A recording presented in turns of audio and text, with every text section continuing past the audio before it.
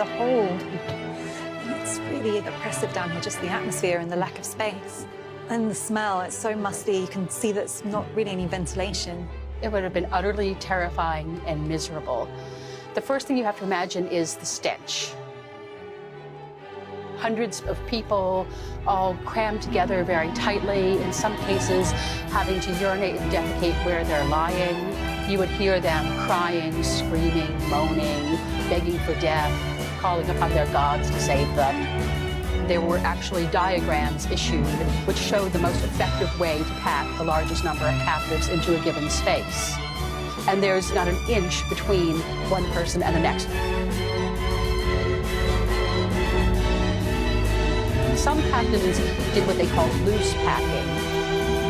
This was not based on humanitarian reasons, but simply the idea that if they were not so cramped together, they would be less likely to become ill. Actual time and thought was put into how to design this kind of inhumane arrangement. Yes, this is the era of the Enlightenment. This is scientific. Were captives down here ever allowed up there on deck? There was a concern that their health would suffer if they were not allowed to get up and move around. So they would go up on deck and the captives would be commanded to dance. If their muscles wasted away, if they were emaciated and withered, they would not sell well. It was so carefully thought through. Economic values were thought through carefully, the design of the slave ships, the most efficient way to put people in here.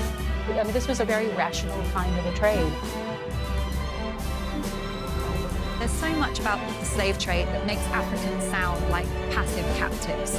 But was there resistance? Did they ever take matters into their own hands? Yes, on a lot of occasions, and actually historians estimate that as many as 1 in 10 of the slaving voyages had at least one episode of rebellion from the captives. Slave ships were constructed in a very particular way to minimize the likelihood of rebellion. Captives would be below several decks. They would be quite far away from where the crew might be sleeping. They would be in such cramped quarters, it would be hard for them to physically organize themselves, and there would be armed crew members on duty around the clock. The cannons could be turned inwards and used to shoot at the captives. If there was a rebellion, the people who were designing ships to be used in the slave trade tried to make the ships resistance-proof. It's incredible that people held under such oppressive conditions could launch rebellions. How successful were these when they happened?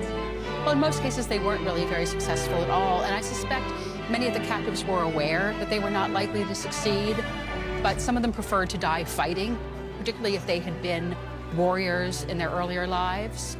And even those who were aware that they were not likely to succeed preferred suicide.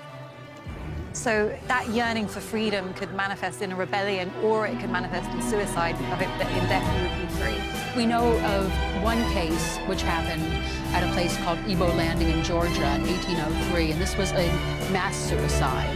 The entire group of captives from a ship were unloaded.